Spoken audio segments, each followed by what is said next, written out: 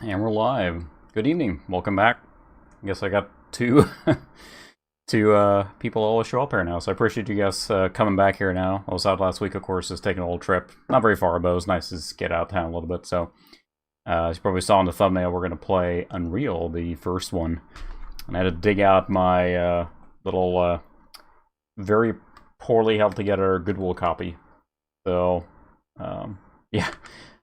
That's right, I remember, Ted, you were talking about your dual Voodoo 2s before having the right at launch. That was pretty aggressive, so I said I have one Voodoo 2 that I got much, much later for free from just, But people are giving away stuff, basically, retro equipment. Now you have to pay a fortune for those Voodoo 2 cards. They're not good, per se. It was good for the time, obviously.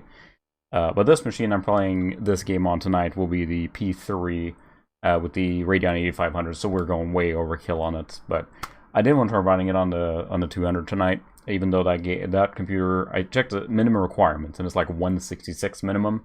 So I mean, it could run it, but yeah, I don't have the big box for this one. It's the one that's glaring in the collection, I think. Because, so, during that time, when this came out, I was like, in high school.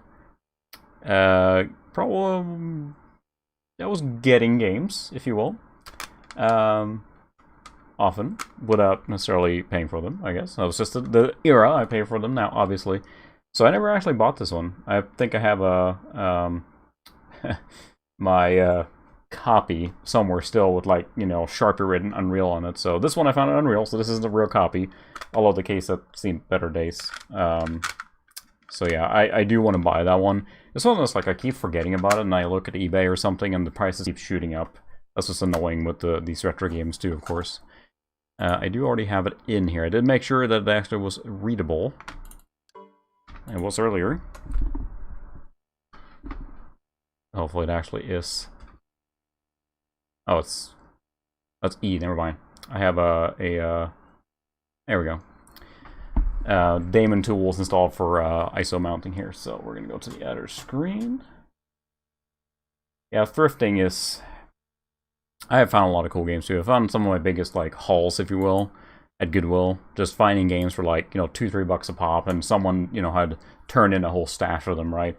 I do miss that, because now I think they do know what the games are worth. Which, I mean, it's fair, right? But it's just sometimes they just charge arm and a leg for them. Like, I mean, I've seen some of these go for, like, $50 or more. I don't know how many different versions of Unreal was released as far as, like, I know Gold came out later. I do have the Return to Napoli somewhere. The expansion, still shrink wrap. I think I got that at Goodwill, actually. Let's see if I can find it. I do really need to organize my games.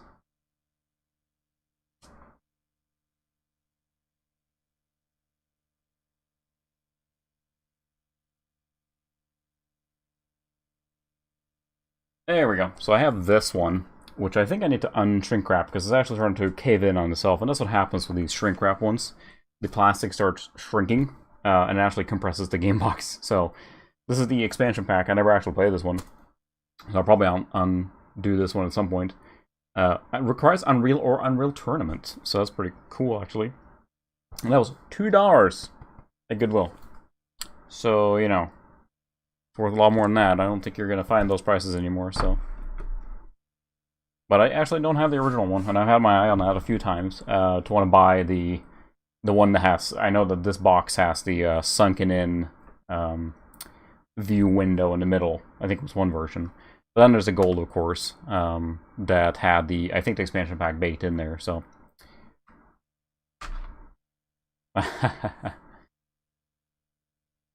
Oh yeah, I got plenty of big box in-box, but yeah, I haven't opened this one. I've never played it. I actually... So, if you have listened to my other streams, you know that I'm not good at completing games. I am awful at that. I have played so many games, and I collect them, obviously, and then I just end up not finishing them. I finished Unreal, my acquired copy. I actually finished that game. I played it all the way through. I think it was just that perfect convergence of, like, time... and having the game at the right time with the machine I could run it. I'm trying to my darnest to remember what I had. I think I had a TNT2 or something like that. Or at least a TNT in that machine. I think I played it on a P2 300, maybe? I think that sounds right, in high school. I always rush home after school to try and play as much as possible, so... And I actually lived in my own apartment then, which made it so that I played all night, and then you're super tired for classes, but, you know. Yeah. They got rid of... if you haven't watched it, there's a channel called Retro Ahoy. And Retro Ahoy is... he's British, for sure, based on his accent. And he did a really good episode on the history of big boxes. And it's very informative. And he talks about the different standards on the big boxes and why they had the big boxes, etc. I found that really interesting, especially he talks from the European angle, because he talks about collecting for Amiga and how they got rid of them sooner. And yes, the small box and then the DVD case was very common. Like I have a lot of games from Europe from that era. All of them are the DVD case. Versus here, they kept making the big box versions a little longer in the US, so... I have not played Giant Citizen Kabuto yet. That is one I actually had in my... I had it in my watch list on eBay. I was about to buy it, actually, ended up not. I played a demo of that one a lot. It was on a cover disc, I think, for a magazine I was subscribing to. I remember thinking that was just, like, really, really cool game. Like, I like the fact that there were different types of playstyle you got with the different factions, the 3 different ones. And, of course, they had the topless CGI lady in the game, too. Which is really neat when you're a teenager. This is installing much slower than I thought, considering how fast this machine is. But I also don't know the speed on the CD-ROM drive, but it's not blinking very fast, so...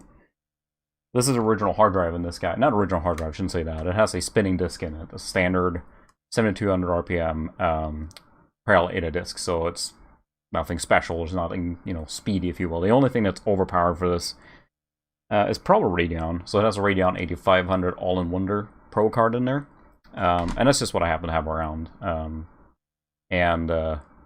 I think that's probably overpowered for the 700 megahertz machine, but it works. I might replace that card with something more current for the machine, I guess. I don't even think about like a GeForce 3 or something like that. I'm not sure.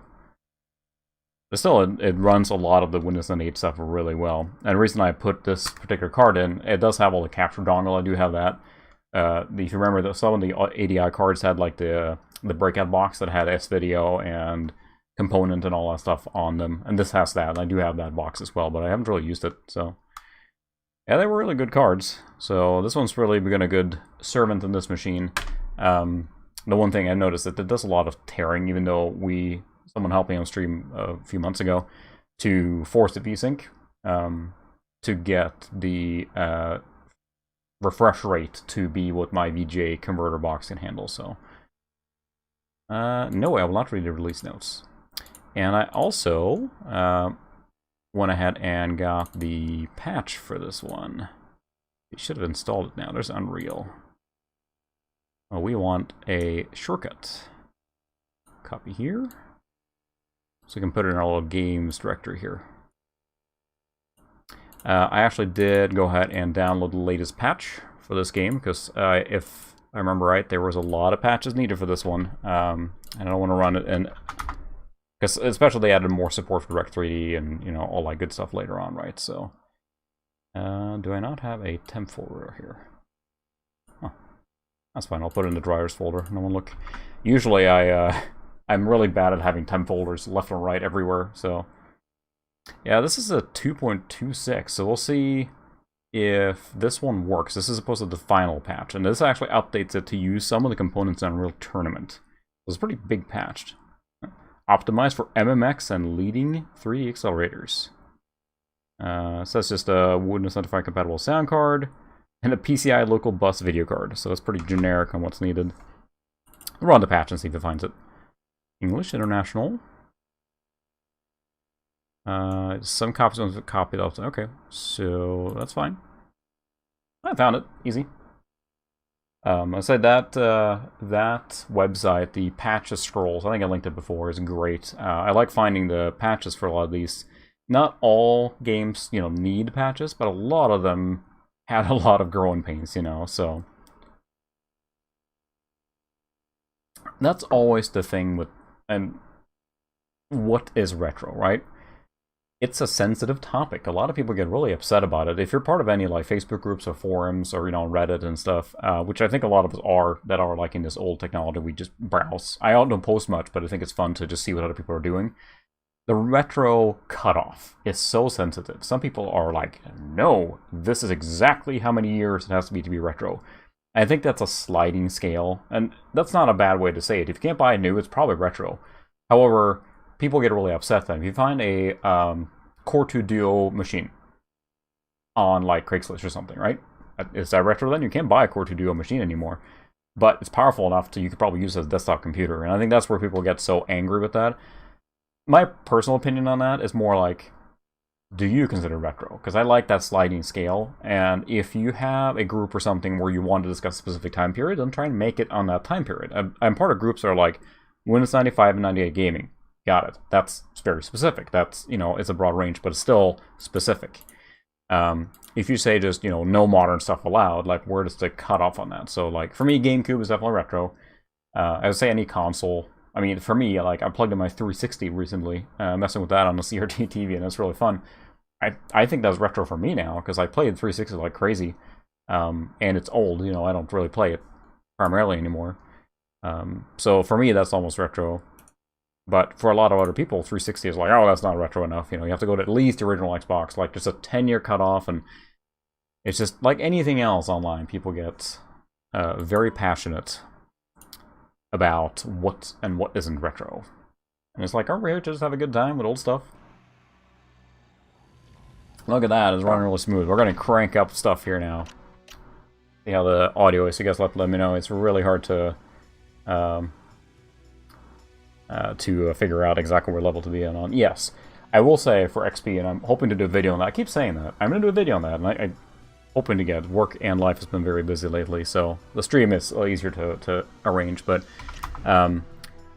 I think a Core 2 Duo makes a phenomenal XP retro machine. If you put a decently modern video card in there, or not decently, boy, you can run a lot of good stuff on there. And XP, I feel, as long as the XP support and drivers, that's the biggest thing. And if you have driver support for XP, the stuff you can run on there, it's not as speed sensitive as 98 and 95 might be on games. I found like I was playing on a vastly overpowered machine, like a quad, I don't know what it was, but it's a very powerful machine, way overpowered for it. And I was playing like Emperor Battle for Dune on it, and it's like a 400 megahertz minimum required, and this machine is way overpowered for it. Runs it beautifully, never speeds up. You can run it at super high resolution. So I threw on Far Cry on there, running at 1600 by 1200, no problem. It really, really helps. So, well, we need higher. We'll try this for starters.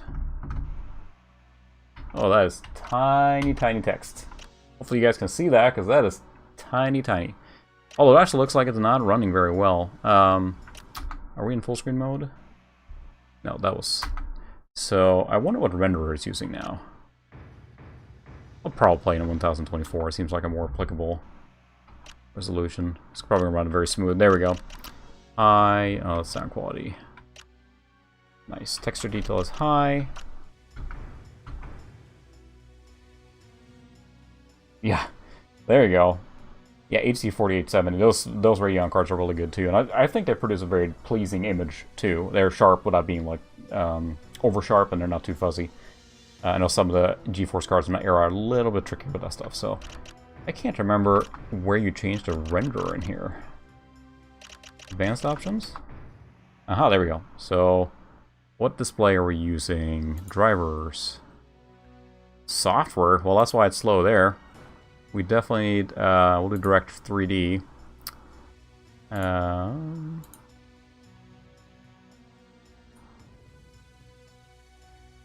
I assume we have to restart it now. Show me the blood. There we go, that should run even better. It's running software rendering, no kidding. Did that actually kick in? Let's try that again here. I saw the clouds in the background were running really sluggish. There we go, that's probably Direct 3D at 1280. That should run very well. Although my monitor now went... I'm playing on a CRT and it went, like I shrunk it down, so I gotta expand a little bit here. You get spoiled with flat panels that just, if it's functional, it's gonna work. don't have to mess with any of the settings. But when you play these games, you pretty much have to play it on the CRT. Just not right. Also, I think it's funny, it's a ViewSonic 19-inch monitor I found on local marketplace here. Lady was just happy to get rid of it, of course. But the buttons squeak. Like there's of course a spring, but it's plastic on plastic, and it goes ee all the time when I'm pushing the buttons, which is pretty funny. Alright, let's set up our controls, because this is probably not... I haven't tried that one, I don't remember, but let's try that time demo. This is most likely not using the customized controls, WASD, right? So, yeah, see, this is before WASD became like the standard, right? I gotta rearrange my desk here, I don't have any leg room. I have too many towers under here. Move forward is, of course, W, backwards, strafe left, space, okay, crouch to C, that's fine. I'll do E for activate. Don't need... Okay. There we go. So this is just tab.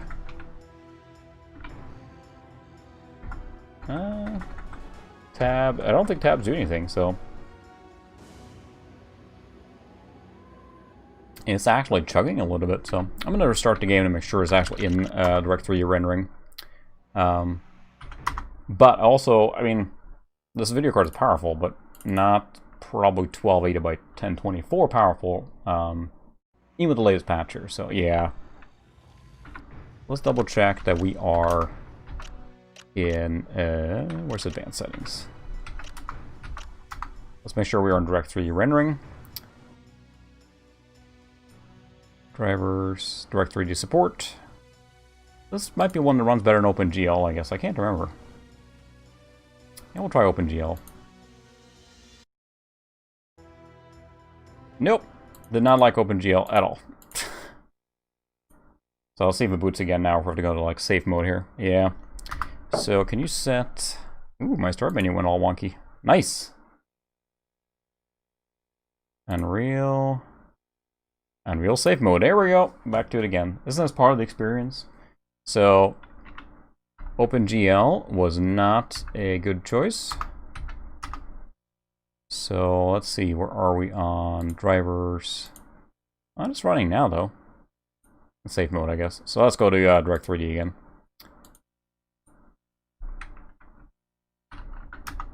Oops. We'll get to the game one of these days, I promise. Let's try it again. We do have the start menu being all wonky here now, so... Huh? Whew!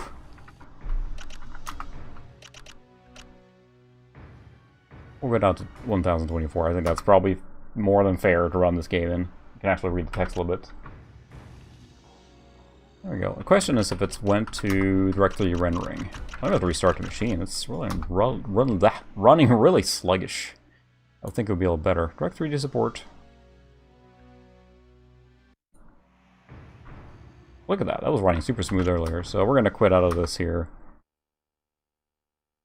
Try it one more time, and then maybe we'll just give it a reboot too. I remember sometimes you install games and stuff like that, and that ran a lot better earlier. That's weird.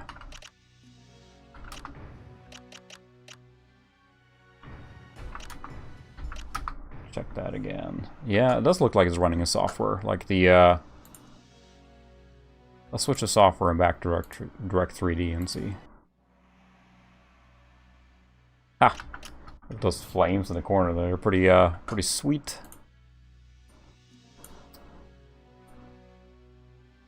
Sometimes I know too, you can get like yeah, that ran a lot better earlier. You can get like, sometimes I know the video card like basically gets spoken for or something in the background and causes problems. So we'll do a restart and try it, because it was running fine there for a while, so. But I was trying to hit tab, and I couldn't get the I assume that brings up the console. But I couldn't get it to do that, to do time demo 1 there. Yep, it's a Windows 98 for sure. Well, as you can see here, this is the P3 700 MHz slot get adapter machine. That was the first video, and this machine still is trucking on. So the only difference is that in the video, when I made the machine, I used a Voodoo 3 card, and I switched over to Radeon 8500 instead. I felt the Voodoo was, you know, a computer like that, a 700 MHz machine, will max out a Voodoo 3 card. Like, it will bring up, it will, you know, make the Voodoo run as fast as it can. It's not going to be bottleneck. But I also didn't feel like it was the right video card for that machine. Like, I wanted to do more with it. So, that's why I switched over to this Radeon card, so. Nice. I have a Gateway Essential as well. I think I did a video on that one too. Which is a 933, I want to say, or something like that. The frustrating thing with that thing is that it will be very powerful, I think, but it's kind of like a basic home user machine, the Essential line, I think. So it has no AGP slot, which is frustrating. Oh, that's running better. It was really choppy here before, so let's just play the game now and see. Let me check my key bindings. Good enough. I mean, here I'm sitting with way overpowered machines. I'm like, well, I don't know. The frame rate is like on a 59.2 FPS. I mean, I don't know. I can't play this. We're a little spoiled, or I am a little spoiled now. Customize controls. It stored all that. So let's get into the game. Game options. Game speed. Reduce corp. Never mind that. New game. Easy. You didn't see that.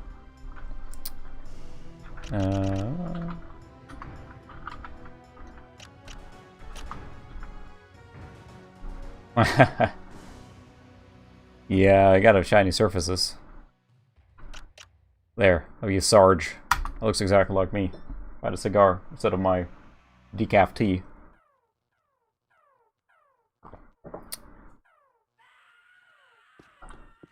Ah, memories. Everyone remembers this introduction sequence. And let me know if it's too loud. I'll turn it down a little bit, but it's hard with these games because they're trying to be so, you know, spooky and stuff. Is it in tearing? I don't see any right now. Looks alright. Oops, there's the... Okay, so there's the tab one.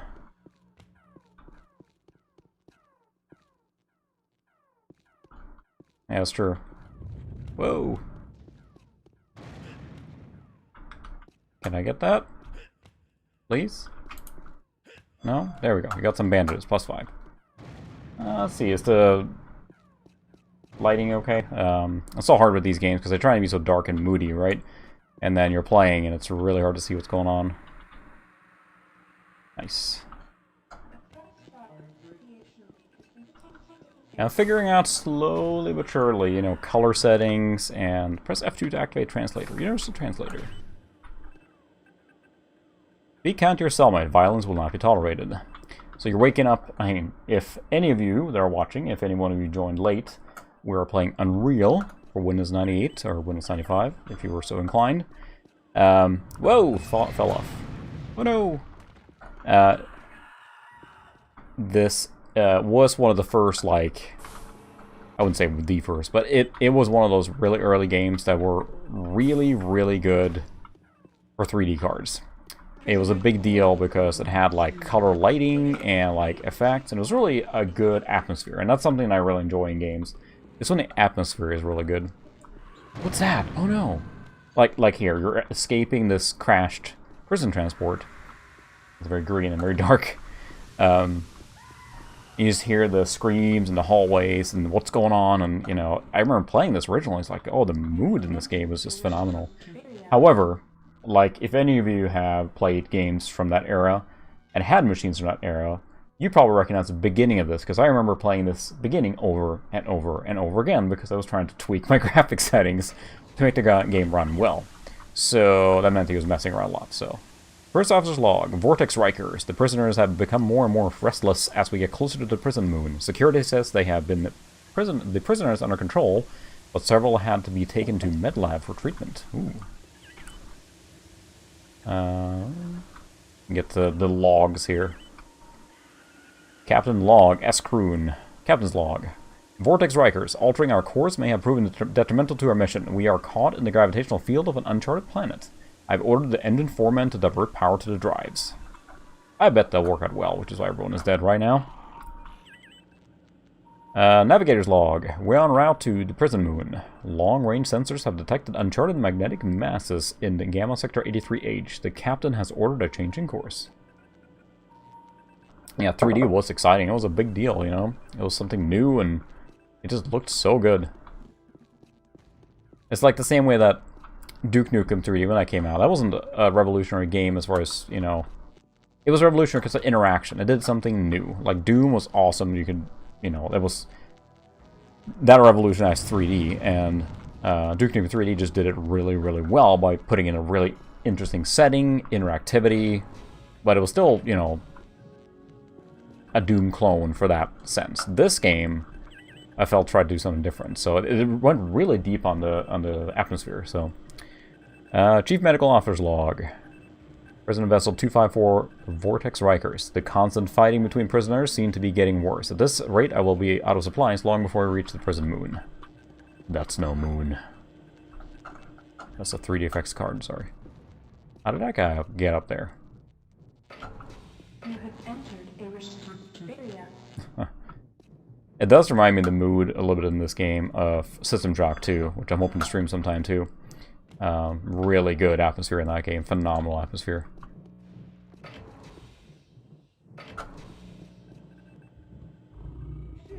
Oh no.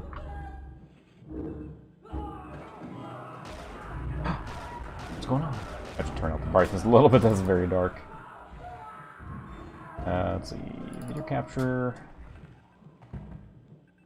Gotta jump through like 14 hoops here. Oh no, what happened? Oh, what's that guy? I mean, look at that 3D, like, how smooth the lighting is and everything. Now, this is 32-bit color, probably, and as more advanced as this ever would have looked. So it looks as good as it can here, but it was just fantastic when it came out, so... Yeah, it's... You're not wrong. We all played Duke Nukem, or probably a lot of us did. There's the guy. Come here, you! I think I actually hit him. I don't think it's supposed to hit him. Where did he go? Look at this very detailed, like, 3D model. It was detailed for the time. I think I'm being hurt a little bit by my very, very poor, generic compact mouse. It probably wouldn't hurt to have a laser on this computer to get a better... Like, the polling rate of the mouse is not very high. It's just a standard ball mouse, like an old compact one. First aid station, break glass. That is a very large first aid station. Ooh, look at this. Reflective surfaces. This was a big deal in the 90s. Reflective surfaces, portals, that kind of thing was a big deal. Now we're kind of blasé on that. It's really amazing when you play a modern 3D game, like how many things they can do with the engine. I mean, you look at like new translator message. You look at like Doom Eternal and stuff, and it's like, holy cow.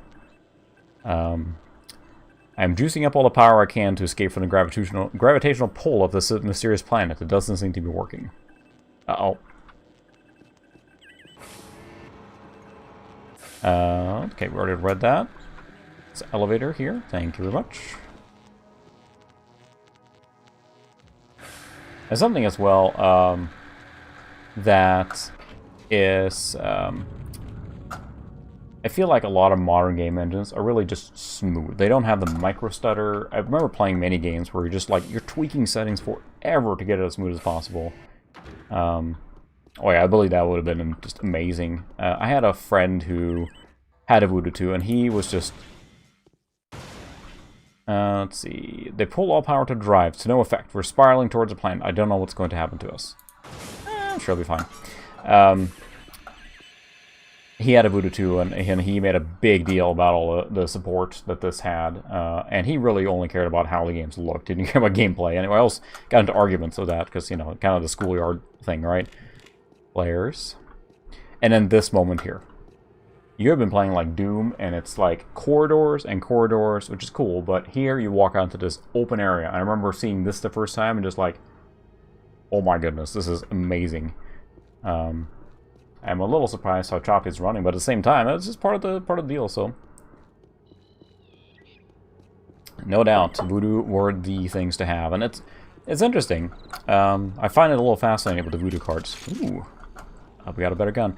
And also, the Direct 3D, you can see there's a little bit of shimmering going on around the hand. I bet I could tweak the anti-aliasing and stuff like that. So, yeah, we got a big crowd here tonight. So, for everyone joining, we're playing the first Unreal game here. We got a couple of steady pals. They're going to show up every time. And probably might have a few new people, too. So, welcome. Appreciate you joining.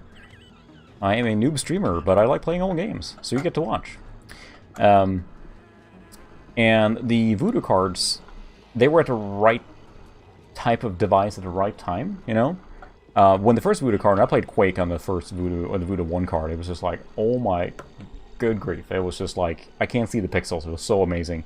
GL Quake is still really cool to play. I will say it's funny, because I'm running almost an autopilot, because I played the beginning of Unreal so many times. I did complete the game, but I certainly have not played the later, or mid part of this game that much. So I'll see what I can remember here pretty soon, but first stage I generally remember, which is why I went to the hut right away.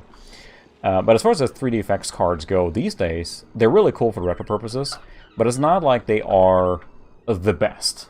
The Voodoo 1, Voodoo 2, okay, arguably, because then there were no good standards yet, and the Glide came along, it just blew everything away for unified 3D support. But then as Direct 3D came in, and DirectX, and, you know, Microsoft threw all their money in it, you got standardized tools to develop the 3D stuff better. There's been plenty of other channels that covered the, I think, what's that other channel I'm trying to think of now? DF Retro, Digital Foundry. He covered a really good comparison on some of those cards, like the S3 standards and whatever, like Power VR and stuff like that. It was just not good. Very poor use, and it just didn't run very well. And then 3DFX is just the gold standard. Like, things worked. You play this game on a Voodoo 2 card, and it just looked great, you know. And you play it on S3 card or something, and it was awful. So, and you spent a lot of money on that too, and it was 3DFX was the one to beat. But then Direct 3D came in more and more and took over, and that just, they didn't keep up at the times. You know, by the time the Voodoo 3 had come and gone, they were just outmatched at that point. I don't know too much enough of the details. I'm sure there's plenty of more information on the company itself and how they didn't market it correctly, etc. But they just couldn't keep up anymore. R&D, I can imagine, is super expensive at that, you know, on that level. Because at that point you had, you know, Nvidia in the game too with their GeForce series coming around. So no reply to distress signal. Vortex Riker's hold is too unstable to use as shelter. We found an abandoned house to use as our base camp. Maybe the native population can help us. Ooh. Oh, there you go, yeah. Glide Wrapper, thank you for bringing that up. That is a really cool way to do it, too. Once you use the Glide Wrapper, and it's pretty much lets you brute force glide support with Direct 3D and OpenGL stuff. So you can use a very powerful video card and use a Glide Wrapper. I used it on a Radeon 9800 Pro, actually, on my Extreme Windows 98 Overkill build. Did a video on it. I have to tout that again. That's right. Whoops. Team chat. There's no reload in this game at all. It's refreshing.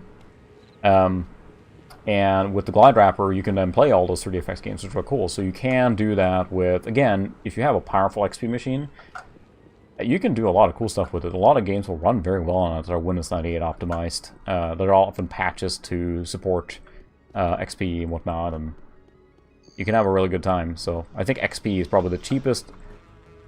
I think, where's the bad guy? There's a bad guy here somewhere. Translator message. I have no damn luck. First, I'm locked up for 2 years for a murder I did not commit. Then on my way to yet another prison colony, we crashed on this godforsaken ball of rock. This sucks. Ooh, edgy.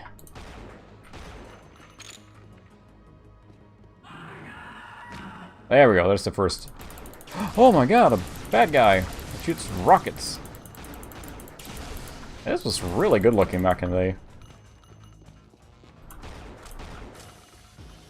I know... There we go, this door opens up. And there you can shoot gangsta styles. Oh, okay, he auto-reloads. Shoot gangsta styles for faster, but less accurate. There we go. I'm so used to, you know, gibbing and seeing effects when you're shooting guys. In this game, of course, doesn't have any of that. The models just aren't powerful enough, because I think, again, this game says minimum... Big button. minimum, 166, right? So it is not a... It might feel it's a more modern game than it actually is, I think. At least it feels like to me. Every time I play it, it's like, oh yeah, this, I play this on my P2, so... We're exploring everything. I can't remember what way is out here. Ooh. Getting some more stuff. Just this fruit. I think that only gives you up to 100 health, which I already have, so... I know I'm exploring just from memory. I certainly don't remember most of the secrets later on in this game, but here, the first level, again, I played this entry part so many times to try and get like, oh, no, this is not running right, the shadows are wrong, or... I want to say I had a TNT. TNT or TNT2. I think TNT. My brother went to like a electronics convention and then bought the card on the spot for me. I had to pay him, of course, I didn't get it for free. But it was one of those like... It was available at the convention, I think, or something like that, before it was in store, so I got the TNT pretty early. I don't have a card anymore. I have no idea where it ended up. It makes me sad. Now, of course, I'm hoarding, and I never throw anything away, but I kind of wish I had saved some of that stuff. Like the first computer I got from my dad's leftover business, and it was an IBM XT of some variety. And, hello.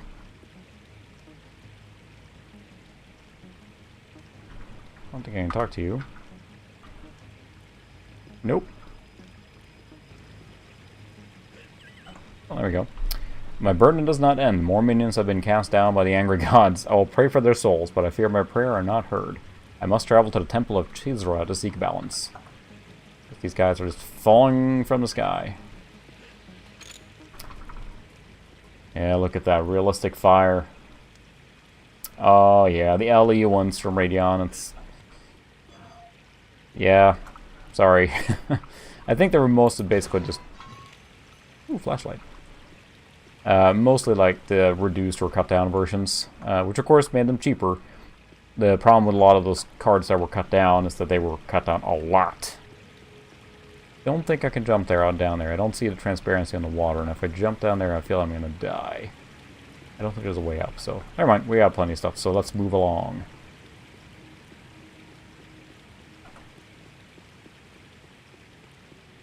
Yeah, that's a hard one to answer on what you threw away that you regret. Yeah, it's probably that's the one for me. Might probably be that XT machine. Oh goodness, yeah, the Amigas and everything. I will say one thing that I regret now later on. So I worked at a technology company for a while in IT, and I still work in IT. But hey, let me out! Oh, come on. Oh, there we go. We had just a lot of leftover stuff. And when someone went on vacation, we always pranked them. Like one time, saran wrapped the cubicle, and one time we stacked boxes. And then one time we had one guy go on vacation, so we were like, wow, we're going to really do a number on his cubicle. So we took out all his computer stuff that he had in the cubicle, and we went to the storeroom and found, and it was just a lot of recycling. Like many companies, like in the early 2000s and stuff, they just had stuff stockpiled that hadn't thrown it away yet. It wasn't worth anything. So we put like an original IBM color monitor in there, and we had like an IBM XT machine, Model M keyboard, all that stuff, right? That today is worth a lot of money. The Model M's, if nothing. The keyboards are ridiculous now. It was just, we filled up the whole cubicle. And I actually have a picture from that. I'm like, I look back at that and I'm like, oh my goodness, I would take all of that home. And they were just throwing it away, It was the time then when retro hadn't really hit yet. And I wasn't interested either because emulation started getting really good. You could run DOSBox, you could run all the stuff. I think I was in that segment for a while where I was perfectly happy with software emulation. And a lot of games could be run with compatibility modes and stuff on newer. So I think we can push these boxes here. I don't think we can manipulate the boxes like in Half-Life, but you can jump. Maybe?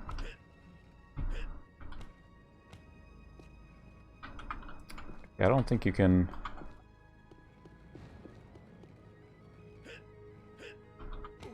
I want it. I have to look at the key bindings. Yeah, that's the thing with Amigas and stuff too. I've seen a lot of people lamenting that on, you know, different retro forums and stuff for Amiga, where they show ads, personal ads, not personal ads, but you know, classifieds of list. Crouch jump, you're right. Well, I thought there was a way to grab the ledge, but I can't. When I hold crouch, I can't jump.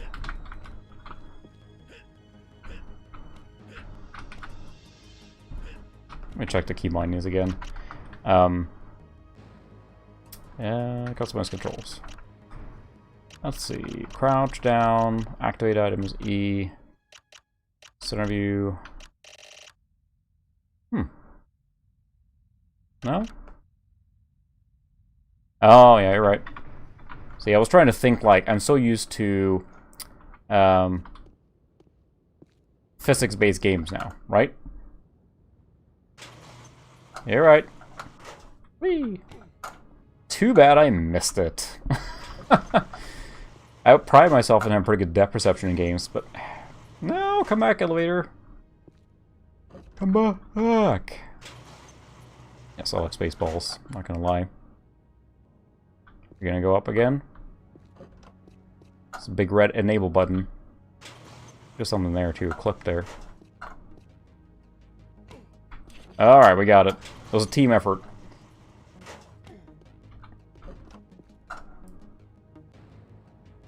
So, let's see if we can get that clip too. There we go, picked up a clip. You see in the bottom right corner, pretty small there, the ammo status. You know, the interface didn't scale, and that's the thing very common from back in the day, is that the interface didn't scale very well, so even though you can play a lot of these games in very high resolutions on fairly powerful machines for what they need to be, it just did not scale. It's running really choppy too, I'm a little surprised. I'm able to kick down resolution. I'm guessing it's just the engine isn't optimized for this level of, you know, resolution. A little bunny.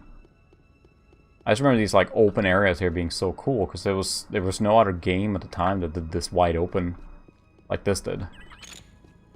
Translator message. Let's see. I can't get past the brutes to go back and help my brother. My ammo is almost out. There are brutes patrolling around at all times. And this guy woke up pretty late in the crasher because these guys are spread out everywhere.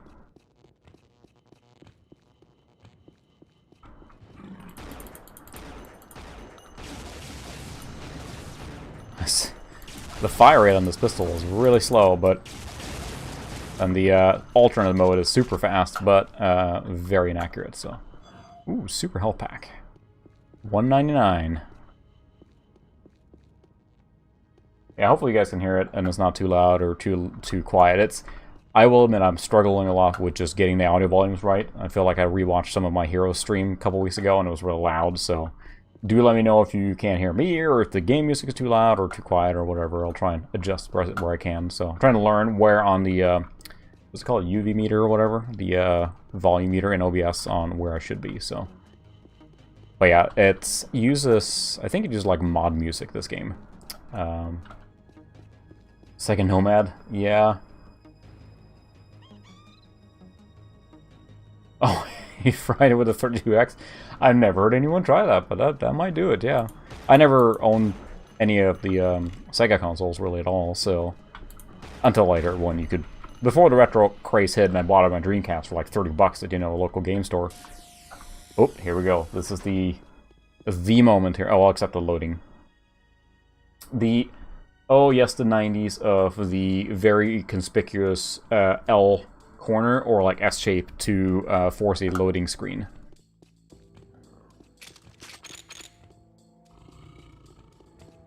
Uh-huh. There's a brute. We're playing it easy. I'm not scared.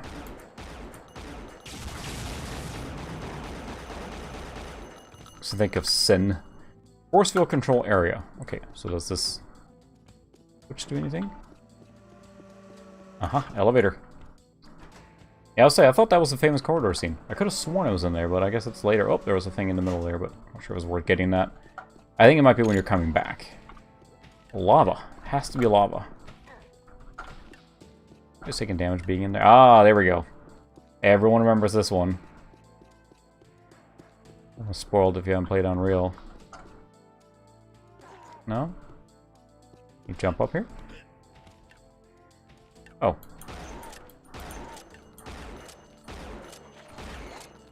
Got him.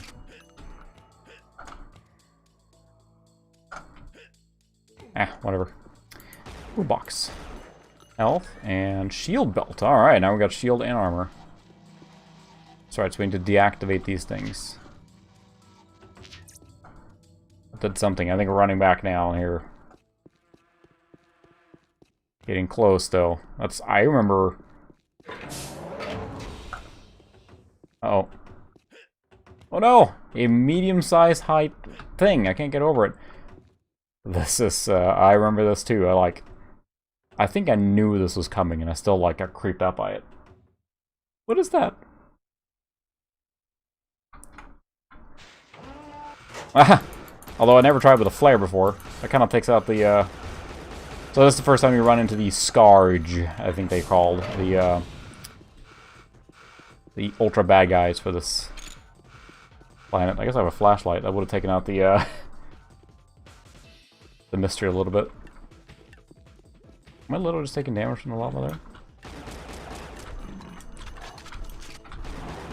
I'm missing like a mighty boot here that, Duke gives you or something.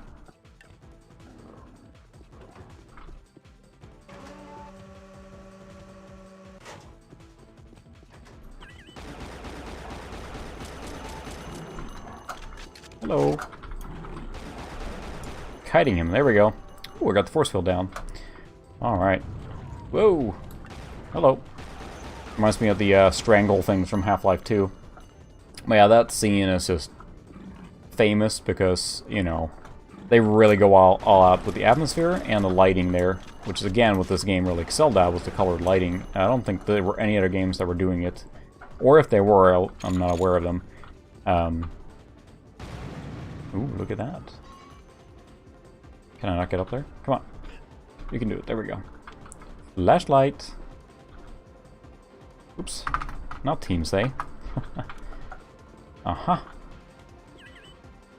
Let's see. Horribed village is on the other side of these mountains. I will wait until 2 suns have set and proceed through Arajigar mine. It's the only way. Yeah, they use color lighting to such great effect in this game. Or, obviously spoiled now when you have all, just redonkulous lighting technology. But, that wasn't the case back then, so... Above all, we didn't have the horsepower to do a lot of that stuff yet.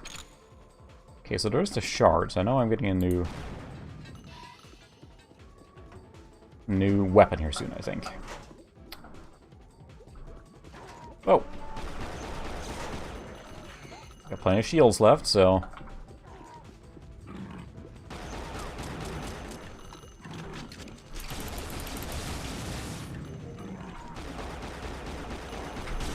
Seems like I can trigger his close proximity attack there. And then back away. It seems to be working pretty well. Whoa, hey, whoa, wait, oh no, oh no. Oh, did I save? Did I save? I didn't save, did I?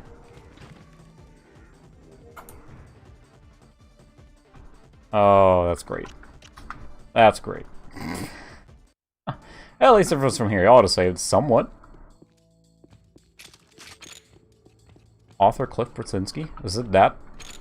He'd, yeah. Alright, let's try it again. Without getting, lava drop. Well, at least we get to experience the groundbreaking, Scourge encounter again.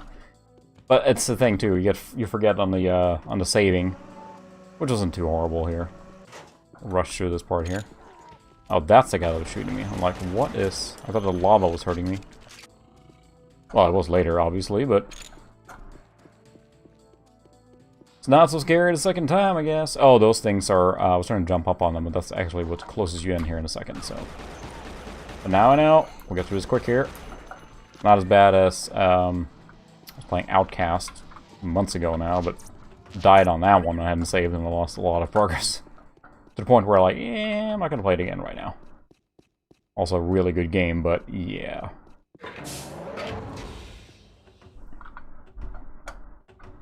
Oh no, what's happening? Just nothing else had used this lighting and then the sound and I just love games that use atmosphere, which is why I like Super Metroid so much. Oh, he's on the other side. I got a flashlight!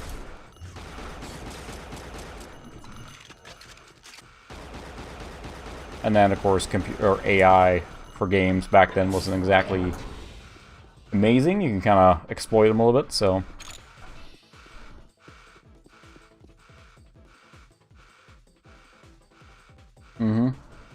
Yeah, I certainly didn't remember that. It tells a little bit how much I played the beginning of this game, but not the later parts. Or that's not even later, but it's just, you know, I played the beginning so many times, and it's what I always did back then, was trying to get, like, the optimal performance and all that stuff, and just you replaying the same part over and over. We're back! There's some ammo up here. Can I get there with this? Clearly the boxes... okay, these are a little shorter boxes than the other ones, so... It's also funny, because you take that physics interaction for granted now, almost. You play modern games, and I mean, again, Half-Life 2, I think was the first one that really went all in on the physics, you know, putting boxes on other boxes, and I'm certainly used to that in games now. That's kind of almost what I expect, right? That you can physics manipulate everything.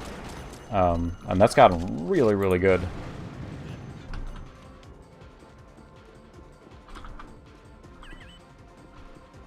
Alright, there's that one. Alright, we're almost back.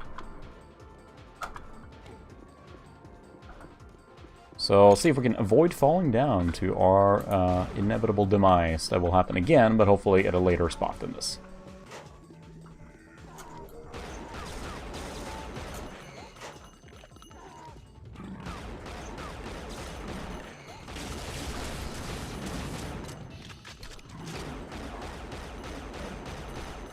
Okay. There we go, there's the shaking. That's what got me. Yeah, that's the thing with the games. It's like, that's why I like the streaming and everything. And honestly, I don't mind messing with the hardware as well on stream.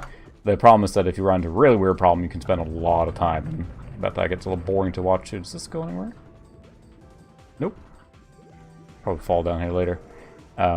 The cool thing that I like with the streaming is that, you know, yeah, I might sit down and play this kind of game again, but it's fun to revisit it this way. Let's see. Warning, intruder detected in section C6 and D8. All personnel are responsible for patrolling their local area. Stray save here. There we go. We're just going to save ourselves some time here if we manage to take a step in the wrong spot. Aha. This game doesn't have a map either, which makes it a little tricky to navigate here now. Bluey. Oh, hello. That actually hurt quite a bit.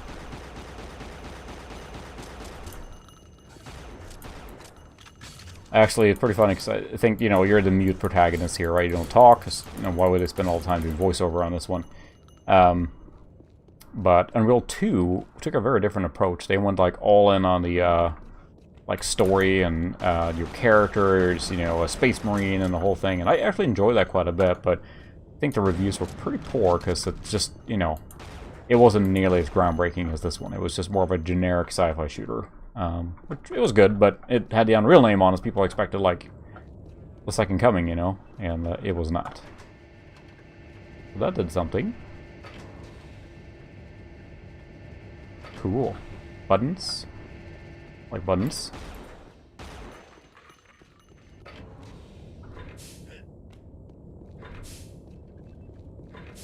That did something. That opened up a door. That was a lot of buttons doing the same thing. Just opening up a door. Could just use one button. It's poor design. Although I don't know where I'm going now. Is this where I came from? Nope, it is not.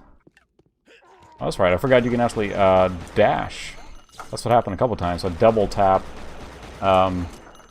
the movement button, and then he just kind of flings. It goes to the same spot, it looks like. Ew. Alright, let's try that again. Where's the elevator? I don't want to get squished by the elevator, please.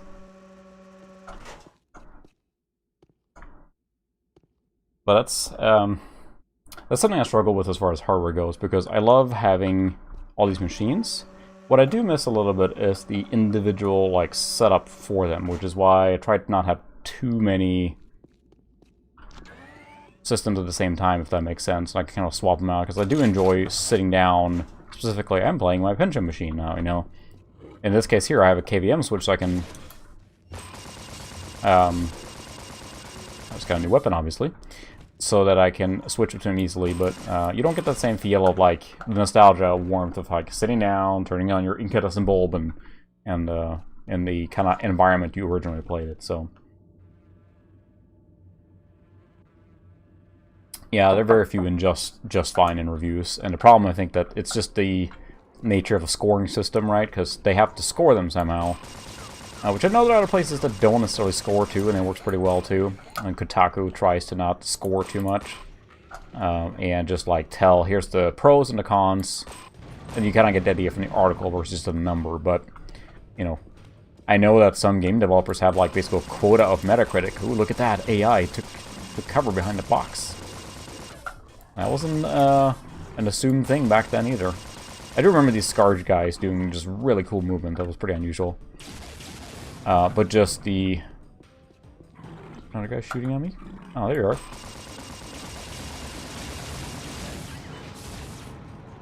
Did I get him? Nope. It is, yeah. The frustration is part of the experience, no doubt. It's just shooting me up there.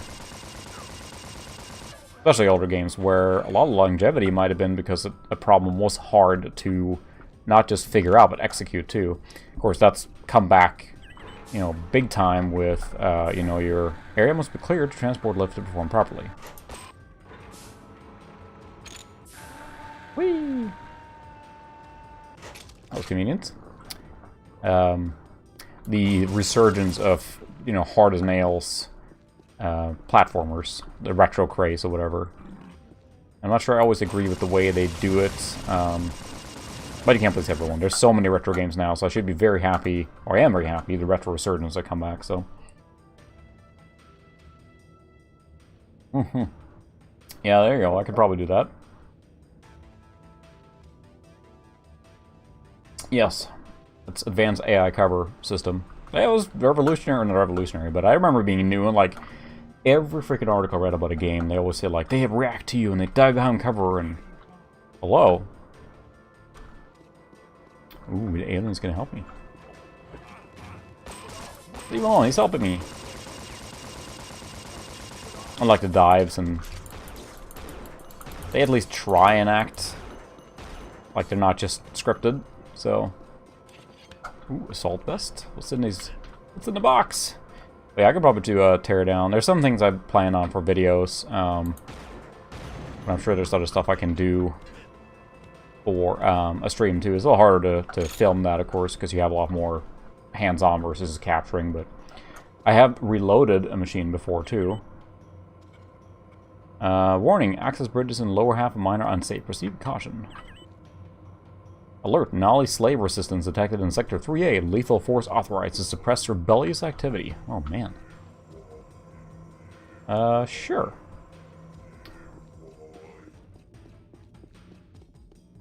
Oh, hello. I think I got some more ammo for this thing, yeah. Might save it. Kablooey.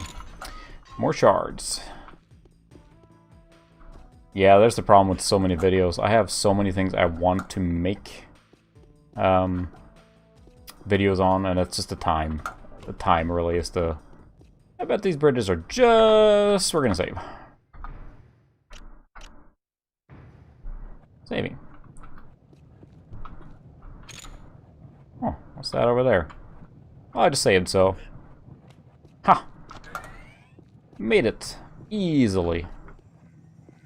Falling into lava. Nope, we got it. Oh no! Save yourself, random alien dude. I have a flashlight. You can't hide from me. Where does this go then?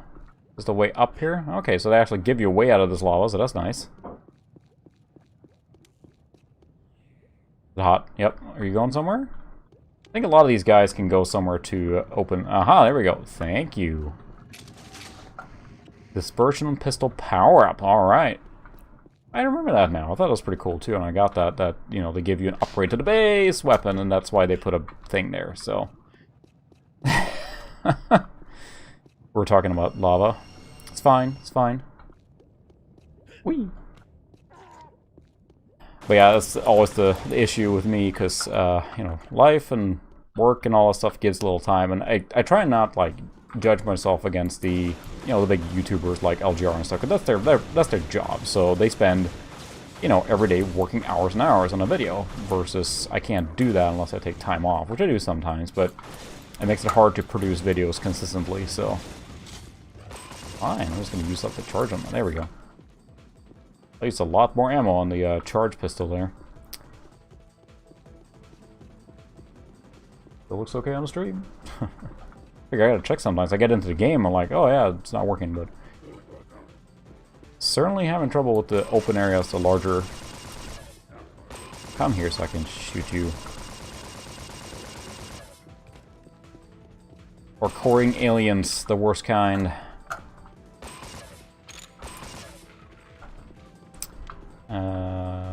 This... Oh, yeah, okay. Almost got squished by the elevator. Going up. Hello. Boy, they take a beating. ASMD core, I think, is the next weapon, which is kind of like a railgun thing. Remember right? Do I have to go up there? Oh, I guess no, I can go here. That was just a little, Is there a quick save in this one? There probably is. I don't know how many times I play games and I still have to look up the controls, going in and checking it. It's just funny too, I'm getting less and less like memory of this part of the game. Again, I did play this all the way through, which again is pretty rare for me. But I have like less and less memories of even this part here. Oh, hello.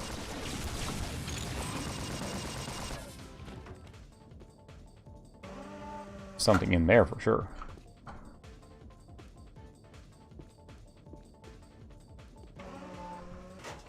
Ah. Can I get in here? Dang it! Frickin' elevator! And the wonky controls here. There we go. Ooh, nice. Uh-huh. Armor. I can't get up there.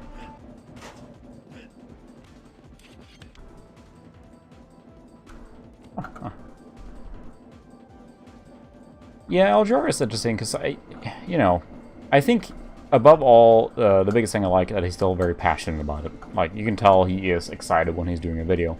But also know, you know, it's his livelihood. He has to keep cranking them out. And a lot of them, you know, may not be as interesting for me. But I know I've seen interviews with him, too, talking about how do you please everyone, and you really can't. So... But it depends on what you're looking for, right? There's a YouTube video, or YouTube channel, like Retrospectre. Oh, yeah, you're right, the wind. You were warning me, and I'm like, huh? You're right, it was the wind, but I managed to get it in one hit, or one try. This probably does something good. Probably. I turned off those things so I can go, whoa, you're right.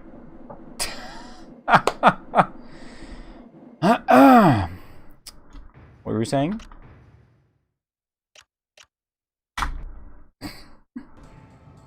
Should have quick saved.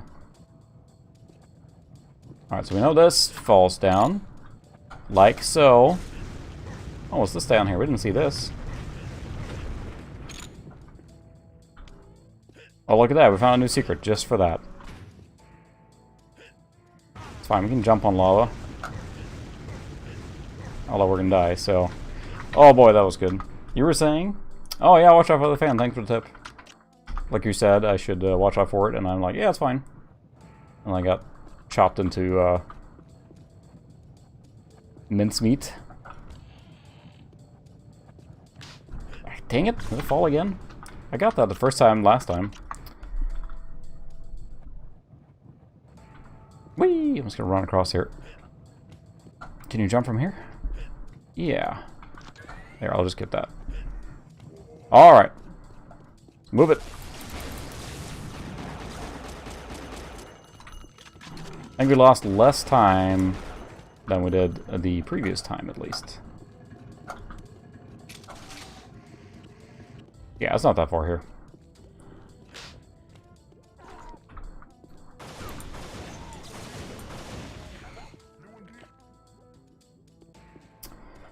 Oh boy.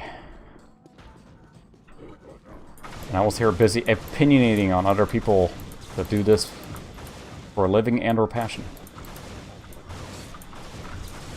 It's just an interesting thing to see the gig economy just come up around, you know, videos and YouTube videos. People can make a lot of people make a living on it, but then you're completely dependent on their algorithm and a lot of things you may not control. So I think it will be very hard to make it for a living. One I do really enjoy is Retro Man Cave. Now it has been relabeled as RMC, but I do really enjoy his videos quite a bit. So maybe because he speaks to my dry humor a lot.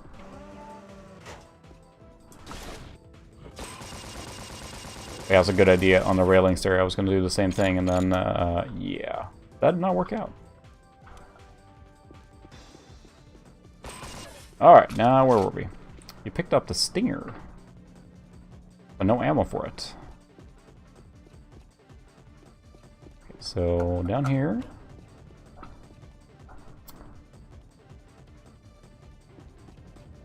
Oh, the outside rails, these here? No, we'll check later. I think this game's just crammed so many secrets in.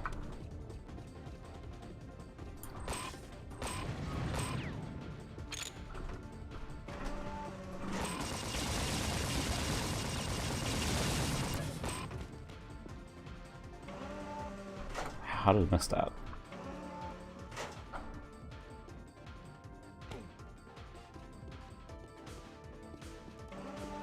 Dang it. Okay, it's here. Come on, come on, come on. Nope.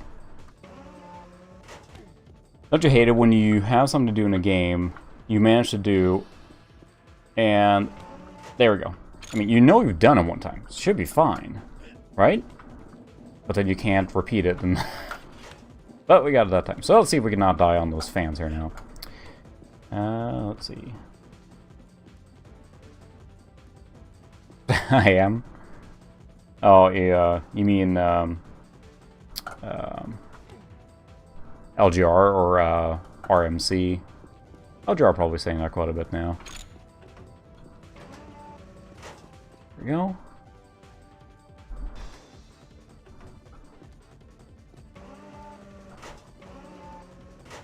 Alright, so that one is going there. Alright, so we're back here. Alright, we got those. Full ammo here. Save. Learn the hard way. Yeah, that's true. He's kind of... I guess I could jump down. Whoa, that just really... That's what we saved.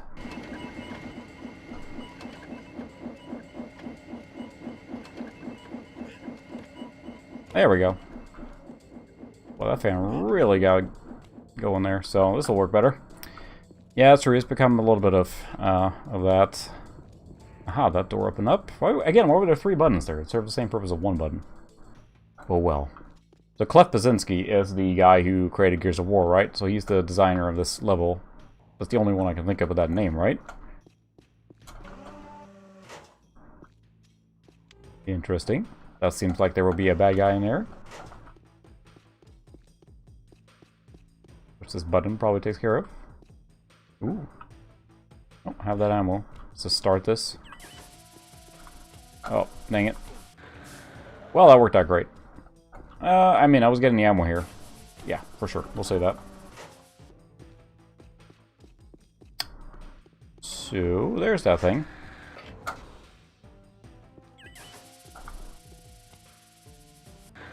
Primary turret and transport activation units.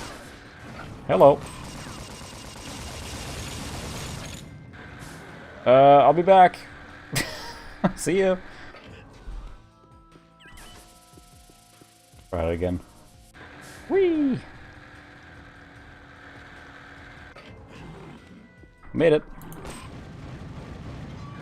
Ow, look at that 3D effect of them exploding there in sequence. One of my favorite levels of Doom, probably still Barrels of Fun, if I remember that one. Yeah, sure, they... I mean, on one hand, they couldn't have that many guys right on the screen. Oh, hello. Can I help you? We're looking for this? And also just, you know, they wanted to make each encounter kind of count. Versus just throwing a whole bunch of bad guys. Versus then you're playing Serious Sam, and yeah. And there's like a million guys on the screen at the same time. It's kind of what they do, right? I assume I go here. Yep.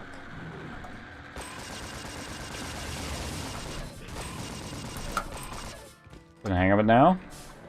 I should probably save again, because now I'm getting jittery. That's true, yeah, I am playing on the easiest, so I'm not gonna say this is a challenge, it's just me being bad at it, so. That's the thing on retro games, like, unless I'm like making a dedicated effort, like, I'm going to play this game and nothing but this game for a long time, I'll probably play on easy, because I just, not worth it, you know? At least to me. Let's see, exercise costume one in the vicinity of pteridium barrels. Exploding barrels, gotta have them. I think you can then use that to...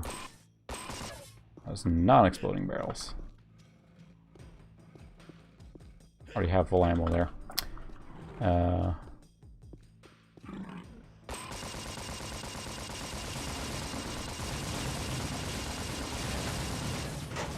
There we go.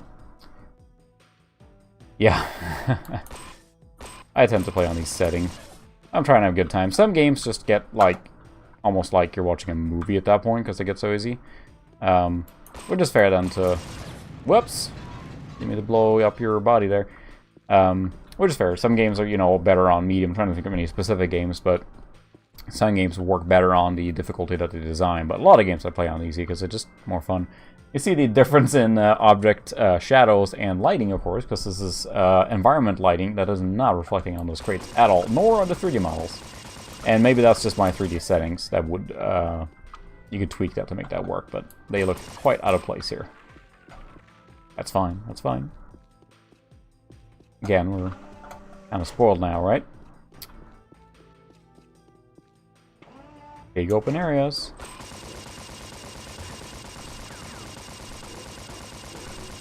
Boy, they sure take a hit, though.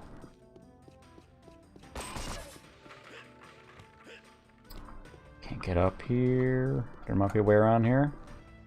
Can I push this box over? Yes, I can. Can I not push it over the edge? Yeah, there we go. Ah. Never mind. Oh, how about I do... Oh, never mind. I probably can't do that now. I can do this. And this.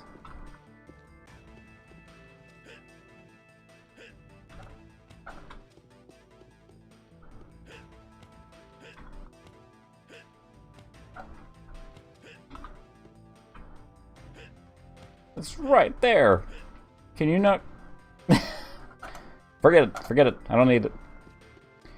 And I was saying earlier, way earlier, I think on the music, I think it uses kind of like mod music, almost like the Amiga music set, or at least that's a style that reminds me of this. So I can't go there yet. Go up here. Got that ammo. ASMD core. Well, I don't have that weapon yet, so that doesn't really give me anything. Oh, hello. Makes me want to play Unreal Tournament and have that scatter gun. And welcome back, cat. Yeah, boxes are annoying. Ooh, this looks important. I'll push that button. It's just asking to be pushed. See what it says here. Gas rewriting station status. Doors are pressurized and locked. Well, we'll take care of that after we get the random ammo that's sitting in the gas pressurization control room.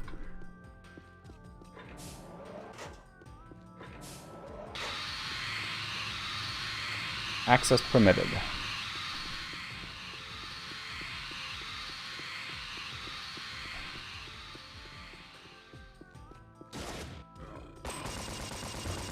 Use a secondary firearm in there. This does something, probably. This opens up the door I couldn't get to a second ago. Can I make that jump? Probably not, but I can try. Almost. Yes, cat. Hello. Yeah, the flak cannon. That's one I'm thinking of. You're right. That's probably my favorite one playing Unreal Tournament. It just the spread, and it's just so much damage. It's a fun one to use. I was already here. Yeah, that's fine. I mean, don't worry about it. As long as you don't, you know, shoot the thing, then you're fine, right?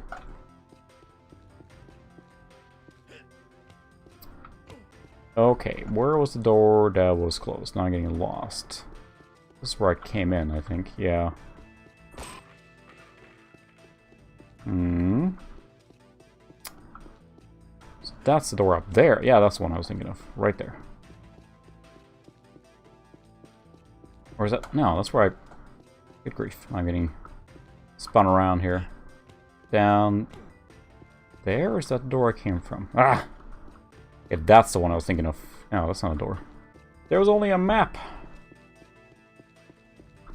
But there is no map that I know of. Nope. I have a flashlight. Let's go up there again.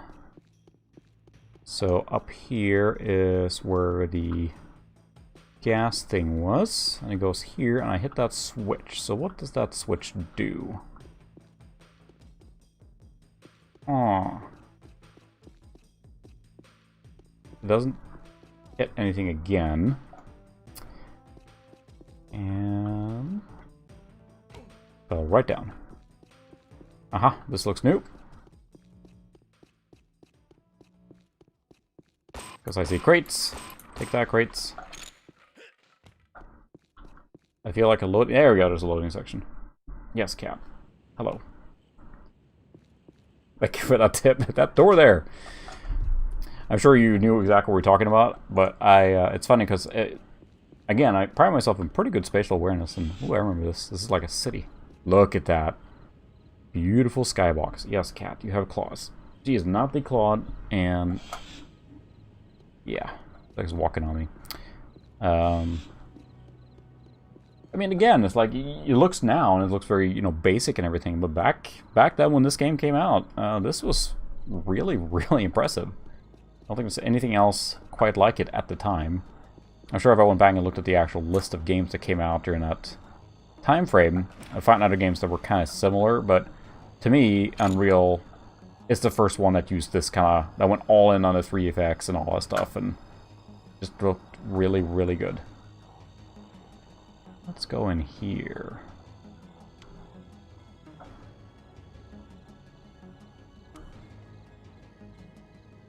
A way out now will be great, so I don't actually drown. There we go. I don't know if there's even air in this game, but I'm not going to find out.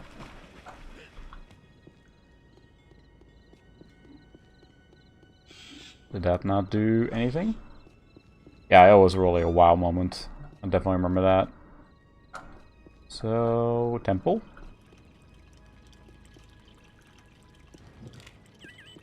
Well, the universal translator is great. You must have a keen eye so that you may bathe in the sacred waters. Am I supposed to see something to shoot here?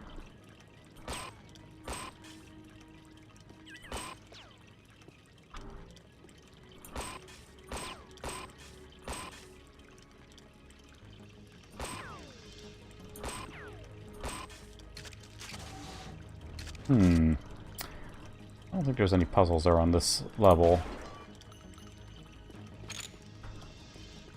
Pretty sure. Unless there's a switch I can shoot here somewhere. I don't see one. Oh, flashlight battery's died. I forgot my flashlight on. Now it's gone. Oh no! Flashlight, I hardly knew ye. Yeah, I don't see any buttons to shoot or anything. I have a flare. Whoops, I didn't mean to drop the flare on your face. I mean, he's not doing so well. Oh, never mind.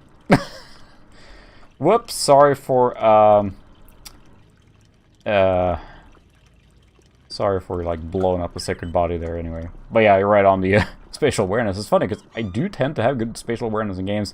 Like Descent, I can play that really well. I don't know what is here. I just keep falling to lava and dying, so...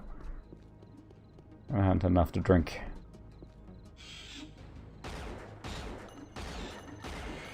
That's terrifying. That needs to die. Aha. Can get into the city here.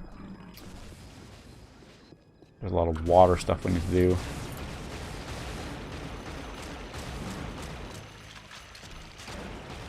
Look at that. Filling in water. Nice.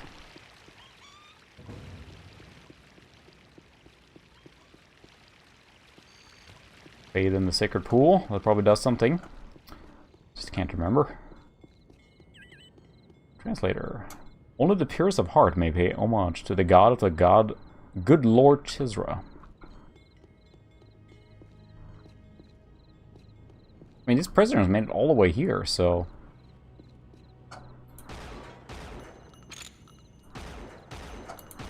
That one's not breakable. Ammo. This is the actual front door then, but there's nothing else in here. Did I go through that water passage too soon? Did flood this here? Maybe that did something. Somewhere.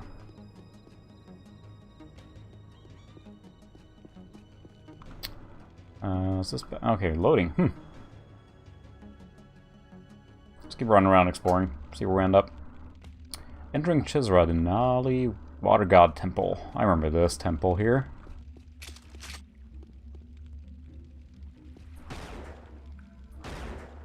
Look at that. That's pretty cool. You shoot the little chains here. I'm not sure if you can see that on the stream, but... And this thing floats up. Look at that. That's pretty cool. I'm impressed by that even today. That's one of the physics thing that I expect, you know, almost. Did it close again? That's a long way down. Ow! It's fine. Miss my flashlight.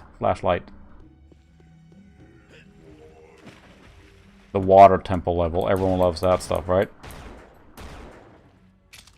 We picked up the stinger. Still don't have any ammo for the stinger?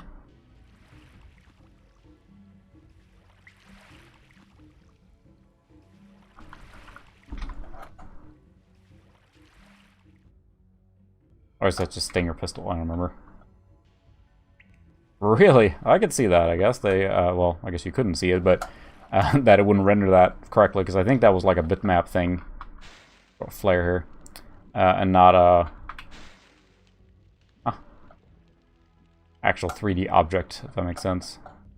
So I could definitely see that not rendering correctly. I'm here to break everything and take everything. Flashlight! Hooray! We found another one. So happy.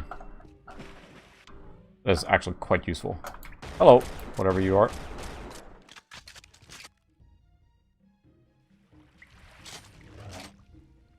So, where now? You can walk up on these things here. There we go. Yeah, you gotta have the water temple level. Now, I don't think it's as bad as, you know, the probably most legendary one, I'm guessing, is Zelda Ocarina of Time. But I certainly don't usually enjoy water levels. This looks suspect here. Yeah, I figured that did something. Ooh. Why is he hoarding flares, dude? Bury the flares. Where are we going? Spinning. Yeah, this level was really...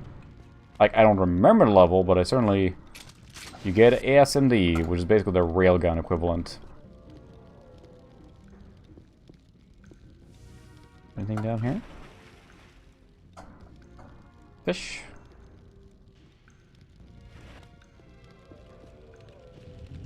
I think you gotta go through all the spots of the temple and figure things out and where to go. That kind of stuff. That doesn't open yet. Hopefully this is an elevator. Yeah, it is always a problem with... So...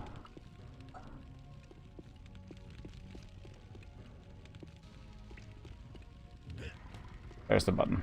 Okay, that was easy. Yeah, getting a lot of ammo is always a telltale sign. Unfortunately.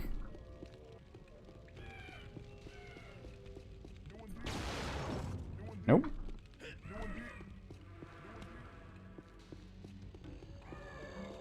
And you help me? Got your sacred gun. There.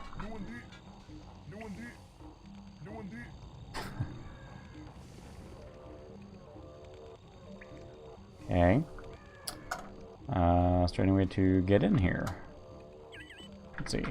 Only a warrior who has touched the face of the water god idol may enter this temple. Okay. We have to find the face of the idol then. This just opens this door, I'm guessing. I'm gonna have to return here. So even though this is like broken here, it doesn't look like I can get through there. But can I actually ride the elevator up? Or is it just that door? Oh.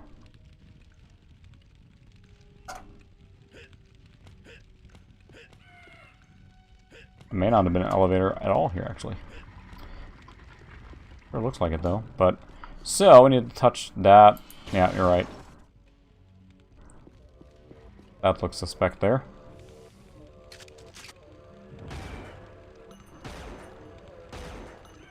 Is that what you mean? Jump over the block?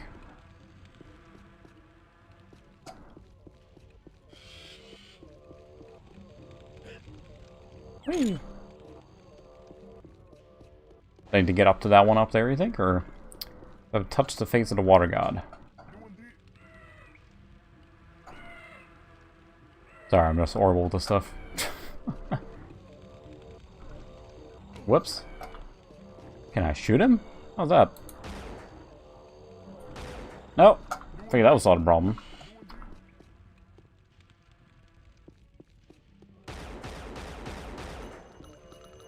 Can't do anything with that one. Dang it. Keep just falling down.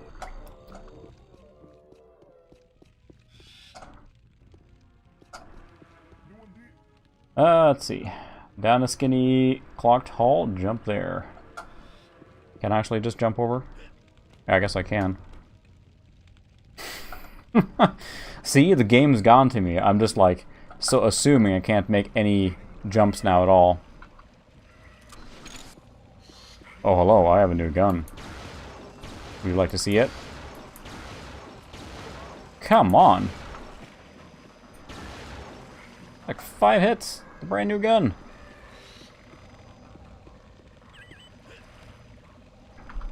Only a warrior who wields a stick of 6 fires may enter the inner ceremonial chambers. Once a stick of 6 fires is in your grasp, the stone seal will rise.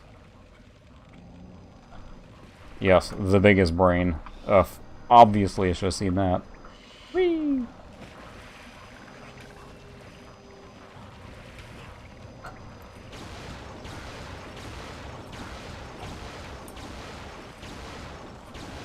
Goodness, not a very good gas here. Let's see. The Nali water god of Chisra and his holy temple has been overrun by the water serpents and the demons who come here from the stars. Only the Messiah can purify the temple now. Well, good news. I'm the Messiah. Yep, I think you're right. It's probably the multi-rocket launcher. Guess these natives are worshipping some interesting tech. Ouch. Ouch indeed. This is fine. I'm not trying to kill you. Just, you know, if you can give me some free stuff, that'd be great.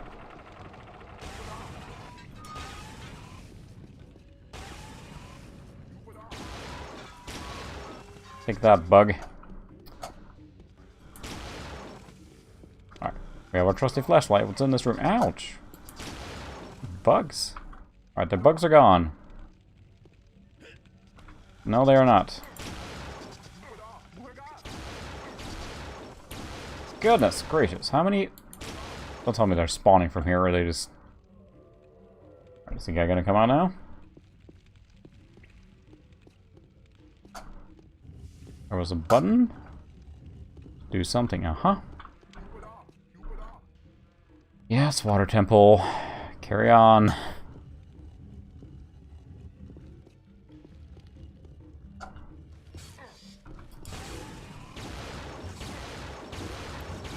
It looks cool, but sure isn't hitting very hard.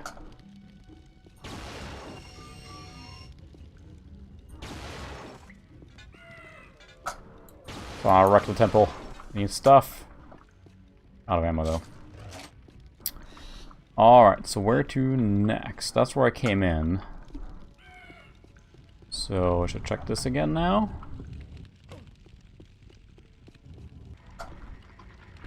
Yes, cat. Hello. Yep, this is open now. Apparently I touched the face of the water god by killing bugs. Got it.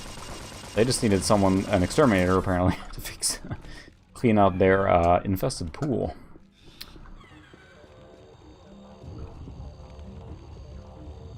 I assume I have to go down there, but I kind of want to check here first.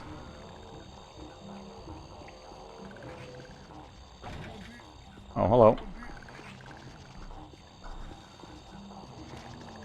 I just remember these parts here, just freaking water temple.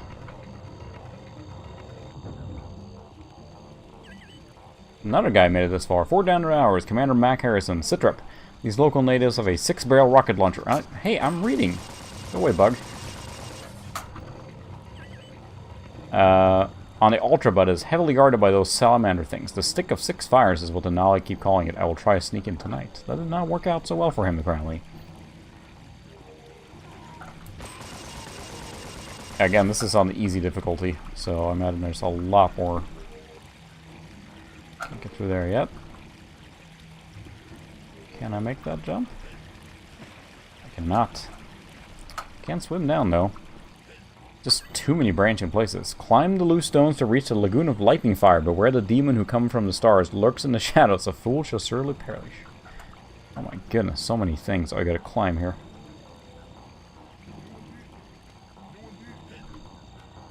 We're gonna save. Whew.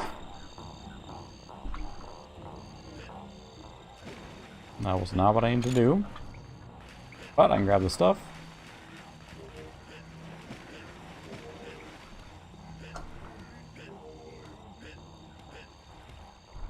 Ah.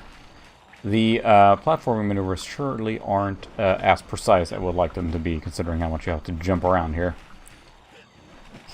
Ah! I know what I'm stuck on.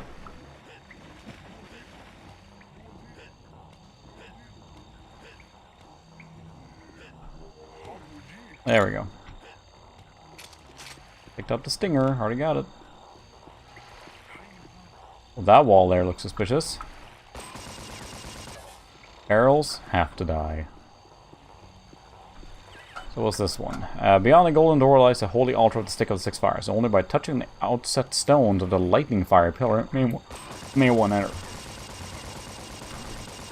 Enter temple, touch all the stones. Got it.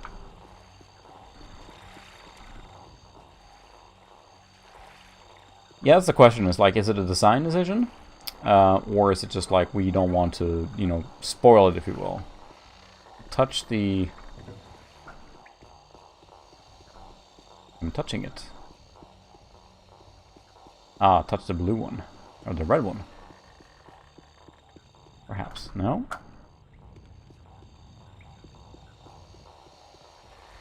A button here? Check this one first. That's a button if I ever saw one.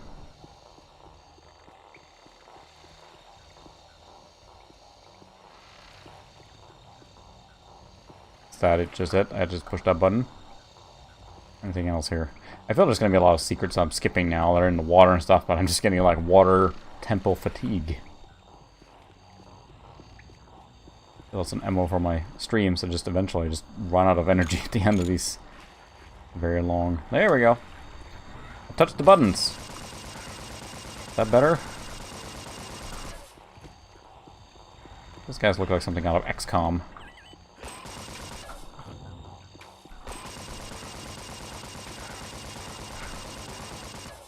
As interesting, I think this game certainly doesn't have quite as like tight controls as Quake does. Quake just feels very natural to play, and like you slide along right speed, and this just isn't quite. I mean, it's good, but it's not quite as good. So I would consider Quake probably being the gold standard on that one almost. Oh boy, more places to go. Let's try this. Okay, cat, hello.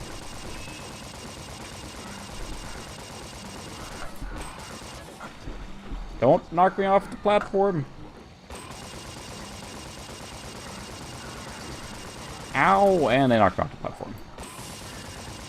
You are not helping, cat. Yeah, it is Sunken Temple. That's a flashback.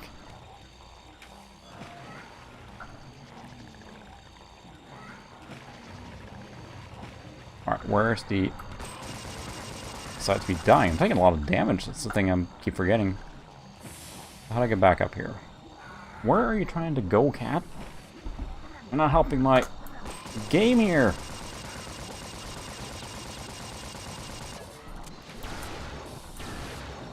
They just take so much damage. I get him. Get some fruit. There's a path down here. Let's see where that goes. Into this place here. Breaking water temples.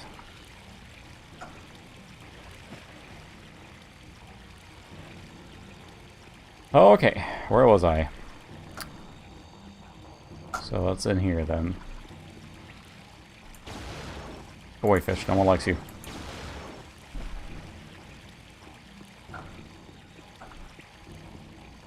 I was back here. Goody.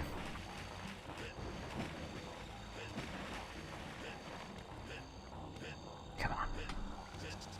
Platforming. Ah. This is uneasy. I do play games to enjoy them, I swear. I promise. I feel I should try and find a really bad game next time or something and stream that just to get the experience. I keep playing these classics I remember very fondly, but there's a lot of bad games out there. Don't fall down.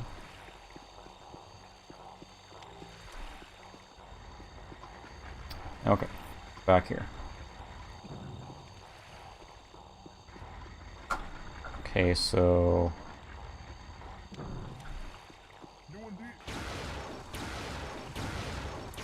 Really? How many hits does it take? Apparently a lot. What does it say?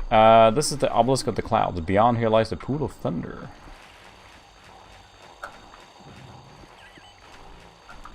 Alright. And they take like 6 or 7 hits of those things right in the face. To reach the pool of thunder, one must climb the loose stones. Oh, great. Climbing. Love it. I've been platforming so much with WASD now, my hands are starting to hurt a little bit. But if I complain some more, it will make it better. Oh, crap. I have to jump over here then, huh? Alright, we got it. Phew. Yeah, I remember the later levels too being just brutal and just... Oh, you mean Daikatana? It's probably the one I can think of that's most legendary of that one. Oh no, I swam in the forbidden pool. Picked up the scuba gear. Well, good thing these natives have scuba gear in their temple. So I don't know, here to grab your stuff. Ooh, a super health pack. That's useful.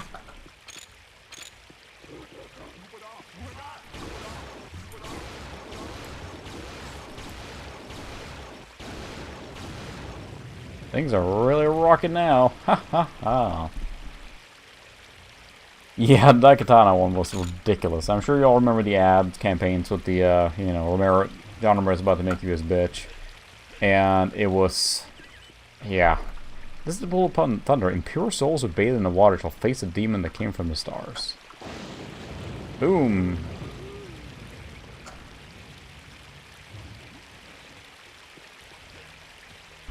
Was I purified? Was I purified?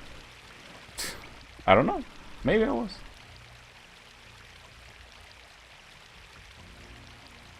Check something real quick. There we go. Alright. I guess that did something. Maybe. Yeah, the ad campaign for that was ballsy, I guess, but it was the 90s, so I was trying to be extreme. Or was that later? When did Daikatana come out? I think it's one of those games that probably would have been good if it weren't for the fact that they overhyped it so much, right? I think that's really probably what hurt it so much. And Romero being just bombastic, just the way he is. I know he has a new game studio now, and he's actually, he and his wife are quite avid, like, big box collectors. Big box game collectors. I didn't mean to do that, but sure. Alright, where are we going? I'll say. Can I come out here? Ooh. Ammo. Oh, I got the scuba gear now, so I can... I don't know where I'm going. There's just too many places to go on this one. Freaking temples. Temples, man. That's probably good. This is fine. The Pyramid Center is the focal point of Chisra's Denali Water God's power. Got it. The problem is I keep trying to like do micro adjustments and I keep like flying off things, but because of that double jump thing, so. Yeah, that game was, it was like one of those big disappointments. That was unfortunate, I know. Actually, interesting enough, the Game Boy Color one is not bad. Can I help you, or do I have to kill you to release you? And it plays almost like as an action RPG on the Game Boy Color, and it's actually quite a good game. I mean, it's not a port. I mean, it is Daikatana, but it's certainly not... Sorry. Thought I could release you, but... I guess not.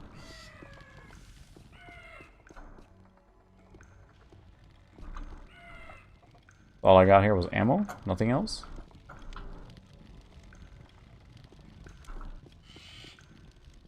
Yeah, I don't have any activate buttons, so I can't help them or anything, so... Yeah, Daikatana, of course, just kind of fizzled out, or it came out, and it was not great. It was still too generic, and... If not... I was trying to do too many things at the same time. The water level come up. Still don't know where I'm actually going. Try this door again. Alright, this is where I fell down, so I can probably try this platform again.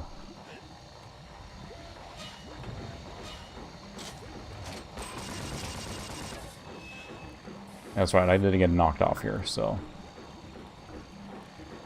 That's a slow one. Guess I should have requisite if anyone is joining us late and you haven't noticed, we are playing Unreal, the original Unreal, in this case on Windows 98. And I am in the godforsaken water temple. This will do something probably.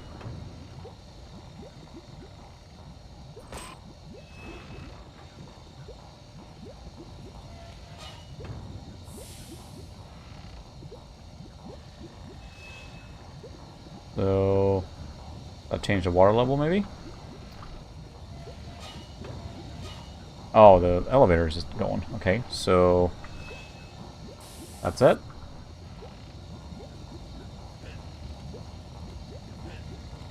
Go in here. Just a map would have been just phenomenal now.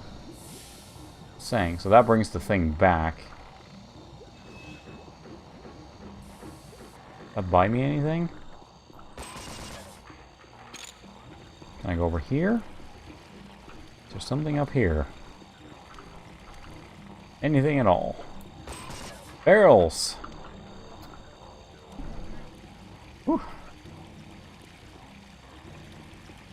Oh, it's back here.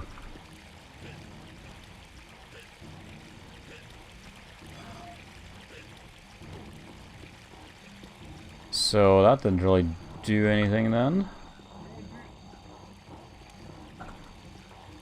Right? Ah! Fucking mace.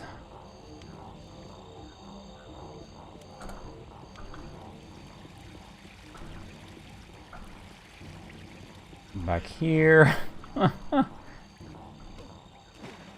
Ooh, platforming. I think the thing with water temples feels like to me, it's just, it ends up being such a slog. They go on forever, it seems like, and it's just because they usually have a maze-like structure and lots of places to go, and that's clearly what's happening here, too. Like a million places to go. I haven't swam around much, which I may have to do here soon.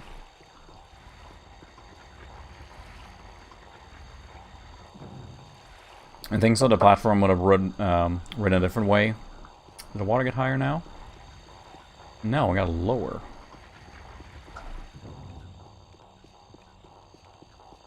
I can try that again. That door's closed. That's probably what opens up once you get the rocket launcher. So this door opens. I have not been in here. Yeah, I've been in here. Okay. Already been through this pool here. Alright. So, should have gone down, activated, run up, and be on the platform. Did it go a different path, perhaps, the second time? Is that what we're thinking? Those are here. There's like 3 of these doors. The 4th one is blocked off. So that's through here. So, because this switch... Like, the switch over there seemed like it just moved this platform. That's what the odd part is. And this only has one path to go, I think. Yeah. Right lever. Come back.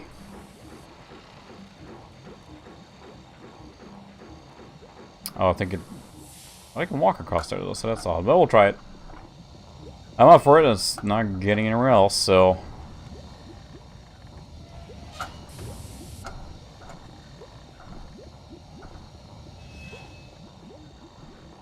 So that's like going back there now. That's all it seems to be doing. Like it brings the platform back, and that's it. Now it's stopped. Maybe it goes higher there? No, it seems to be the same one.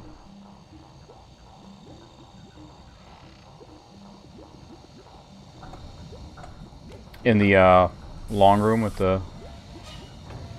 Now it's coming up again. That's it. No, this thing just seems like it would do something more.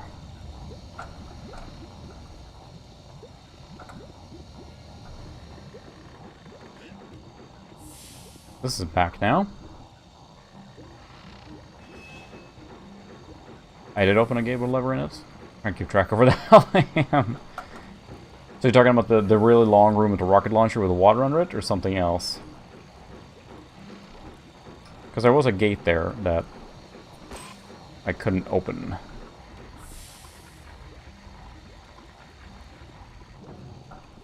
Because that part there seems to be closed. That's true, I could try a different weapon. With the shock weapon, maybe it does react. Because it's so weird, because... Why would you go about that whole way? Can I do this?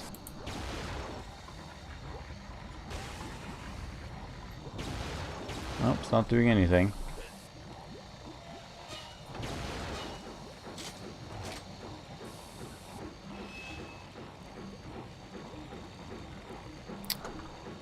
Get the lever across. Yeah, I know. Now you have the lag here of trying to explain to me and not figuring out. We'll ride back. We'll return to the big room.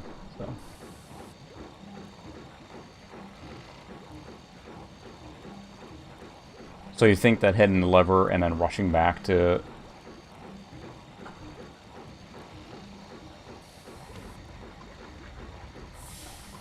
So here's the long room.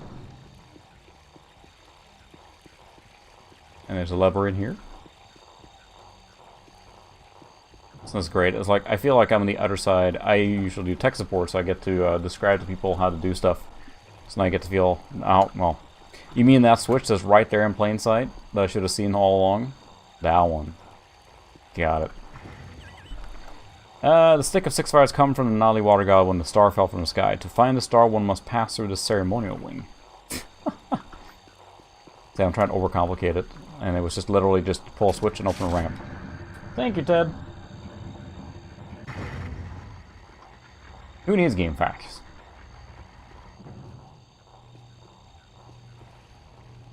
I think that's the portal out of here. Cheese it! You don't have to ask me twice. Woo! I have a rocket launcher now, you douche. Which should still take 3 rockets to die. Press the any key. Oh, this is back here, huh?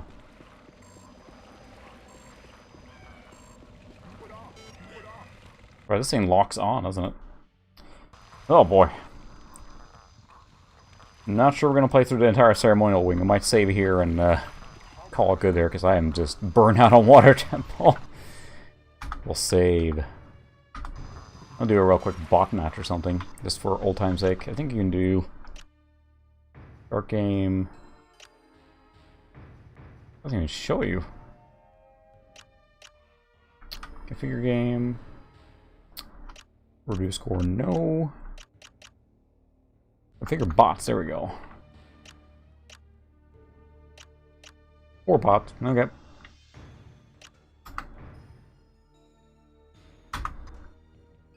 Yeah, take a break from water levels. Whereas now we get to see more of the weapons. Haha. This is a really good one in Unreal Tournament as well, to say the least.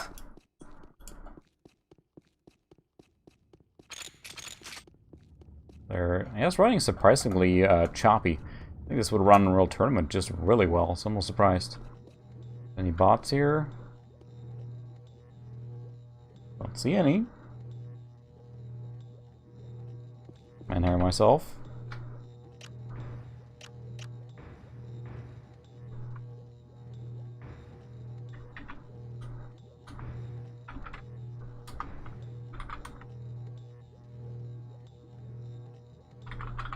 Make it a password, What is the...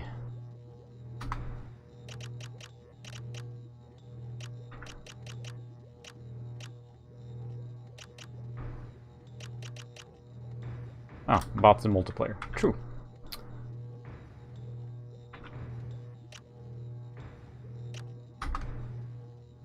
There we go. Start again. It's smooth, alright. It's... Splat! It's a good start. I don't know what the difficulty in the bots are, but...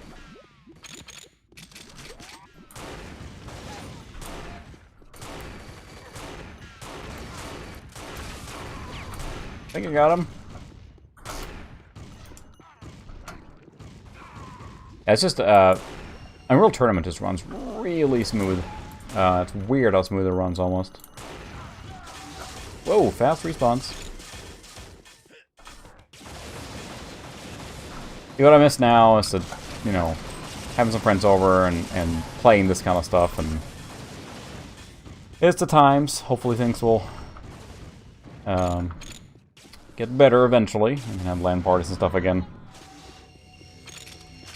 So, a little curious, there's a local place opening up that's going to be like a video game arcade, not an arcade in that sense, but you can play arcade, or not arcade, but consoles. It's a real neat idea. It's weird, I'm playing Unreal Tournament now almost, but without the, you know, messages like Ultra Kill and yeah. I don't know how they're going to sustain right now a video game arcade where you can sit down and play games, you know, or console games. So I'm going to go behind there.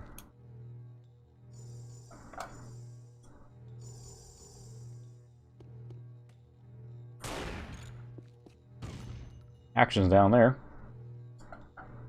Yeah, it's true. The Unreal Tournament engine is really good.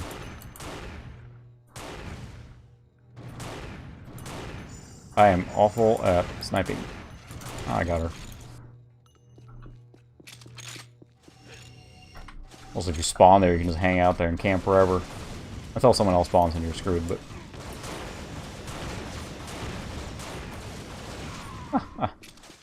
a lot of people dying.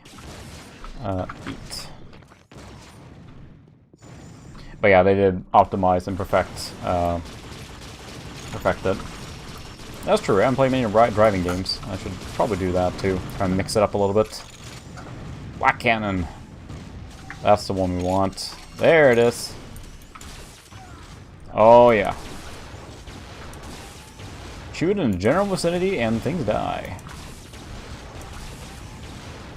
That, or I should also something I haven't streamed yet is like more of a hardcore like flight simulator or you know, U-boat simulator or something along those lines. Played a lot of those actually too. Aces Over Europe is a flight sim I played a ton on my 486. Usually not so well. My buddy was very into... Oh, fast respawns. Was jeez Louise. Was very much into World War II stuff. The razor blades.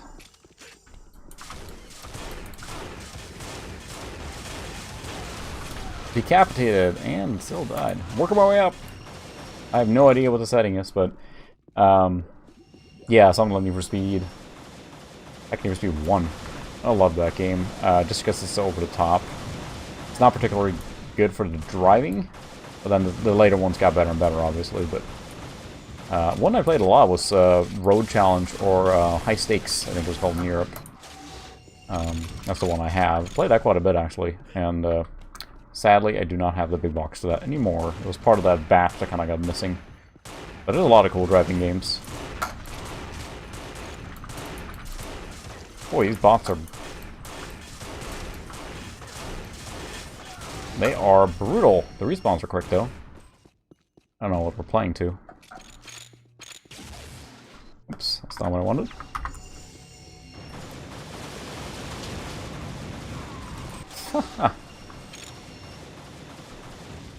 Yeah, I play a lot of driving games. But yeah, something I don't play much anymore is definitely flight simulators. I think because my buddy was so interested in war stuff, World War II, that we played a lot of flight sims together. So Ace Over Europe was one. He had an Amiga, so that's what he played a ton. B-17 Flying Fortress, those were management-based flight sims, and also just a ton of other ones. It's weird because I was playing Unreal Tournament, I was testing it on one of those quad or Core 2 Duo machines with like a, you know, GeForce 8400 or 8600 or something like that, which is a medium range card, but it plays these older games fantastic. Jeez. Such fast respawns. Alright, well I gotta calm down a bit. So anyway, we'll leave the game there. That was a good run of Unreal. Gotta find the words again. I do like Motorhead a lot. Play that one. It's a great arcade racer. I think I used it in a video one time. Then you have all the Motocross Madness and Midtown Madness, and there's of course X-Men vs. TIE Fighter. Fantastic shooter. I played TIE Fighter mostly. Played that one through basically on a trackball.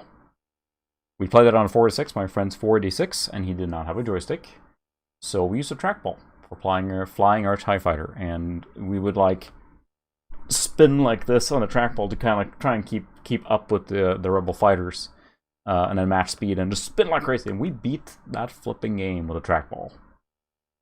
I think I even had a joystick, but I never brought it up to him. We just used to use a trackball. It was just, I don't know why we played it that way, but we sure did. So I didn't play with keyboard, just use a trackball.